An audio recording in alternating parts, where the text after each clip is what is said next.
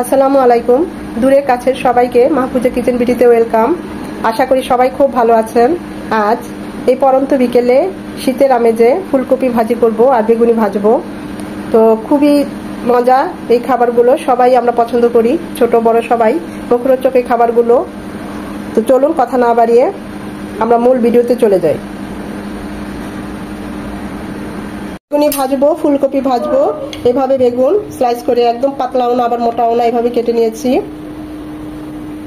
এর মধ্যে দিয়ে দিচ্ছি মরিচ গুঁড়ো, যে যেমন ঝাল পছন্দ করেন, এটা একটু ঝাল ঝাল হলেও ভালো লাগে, খারাপ লাগে না।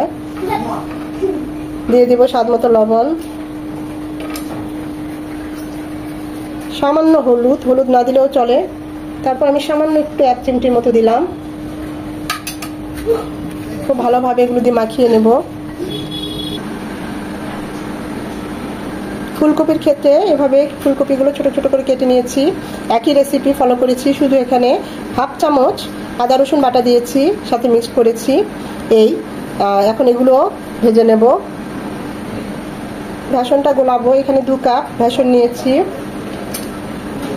দিয়ে দিচ্ছি স্বাদ মতো লবণ, লাগলে পরে আবার দেব। দিয়ে দিব সামান্য মরিচ গুঁড়ো, আর কালারের জন্য দিয়ে দিব সামান্য হলুদ গুঁড়ো, কালারটা খুব ভালো আসবে। খুব ভালোভাবে মিশিয়ে নেব। এখানে আপনারা চাইলে বেসনের ব্যাটারে একটা ডিম দিতে পারেন, কিন্তু ডিমটা দিলে মচমচ থাকে না, বেশিক্ষণ সফট হয়ে যায়, তাই আমি ডিমটা দিলাম না। নর্মাল যে পানি আমরা খাই টেম্পারেচারের, সেই পানি দিয়ে ব্যাটারটা গুলে নেব। অল্প অল্প করে দেবো, একসাথে দেব না। একদম ঘনও না আবার পাতলাও না, ব্যাটারটা এরকম হবে যেন ফুলকপি ভাজলে বা বেগুনি ভাজলে বেগুনের গায়ে বা ফুলকপির গায়ে লেগে থাকে, একদম সাথে সাথে পড়ে যায় না। খুব ভালোভাবে ব্যাটারটা মিশিয়ে নিতে হবে। এখন এই ব্যাটারে দিয়ে দিব ধনেপাতা কুচি। স্কিপ করবেন না, অবশ্যই দিবেন।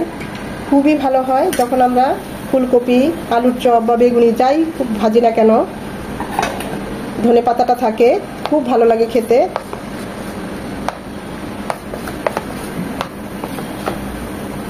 আপনারা চাইলে ফুলকপির সাথে মিশিয়ে দিতে পারেন, কিন্তু আমি ব্যাটারেই দিলাম, এতে খুব ভালো একটা রেজাল্ট আসে।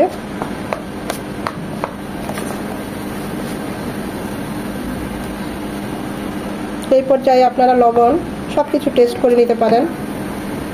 আমি টেস্ট করেছি, সব ঠিক আছে। পর্যাপ্ত পরিমাণে তেল দিয়েছি। প্রথমে বেগুনিগুলি ভাজবো। তেলটা গরম হয়ে এসেছে।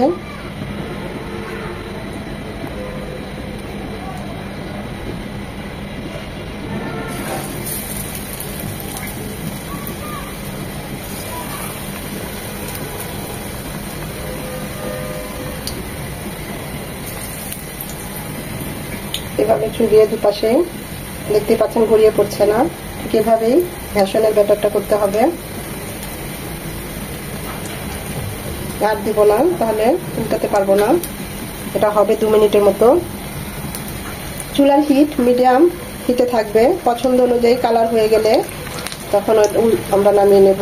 ওপাশটা এরকম লাল করে ভেজে নেব, যাতে বেগুনটা ভালোভাবে হয়। হাই হিটে দিলে হবে কি, কালারটা চলে আসবে, ভিতরে বেগুনটা হবে না।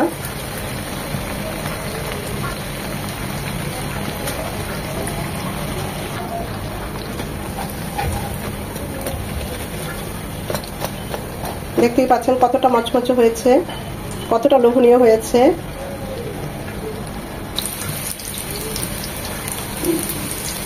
এভাবে পরে বেগুনিগুলো ভেজে নেব। এবার ফুলকপিগুলি ভাজবো।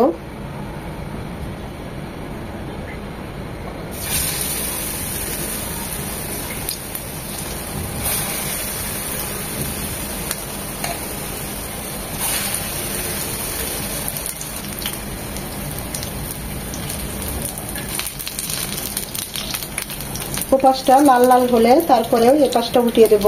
চুলার হিট মিডিয়াম এবং লো হিটের মাঝামাঝি থাকবে। ফুলকপিটা কিন্তু আমি সেদ্ধ করে নিয়েছি, মানে হাফ ডান করে তারপর মশলার সাথে মাখিয়ে নিয়েছি, তাই এটা হয়ে যাবে তাড়াতাড়ি, কাঁচা থাকার কোনো সম্ভাবনা নেই। যেগুলো আগে দিয়েছি ওগুলো কালার চলে এসেছে।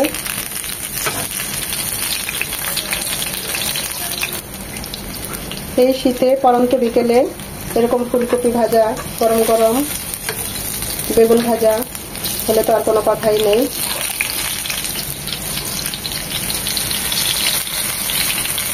এটা আরেকটু হবে, কারণ এটা সবাই শেষে দিয়েছি। এগুলো একটু কড়া করে একদম লাল লাল করে ভাজলেই ভালো লাগে। অনেক মচমচে হয়েছে, দেখতেই পাচ্ছেন।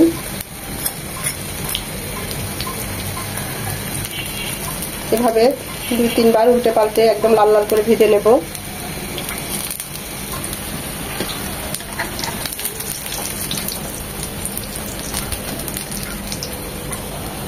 তৈরি হয়ে গেল মচমচে ফুলকপি ভাজা আর বেগুন ভাজা। তো দেখতেই পাচ্ছেন কতটা মচমচ হয়েছে। তো এখন অনেক গরম, মাত্র ফুলকপিটা নামিয়েছি, তাই ধরতে পারছি না। ভিডিওটা দেখে যদি একটু ভালো লেগে থাকে অবশ্যই একটা লাইক দিবেন, কারণ এই লাইকটা পরবর্তী ভিডিও করতে আমাকে উৎসাহিত করে, সাহায্য করে।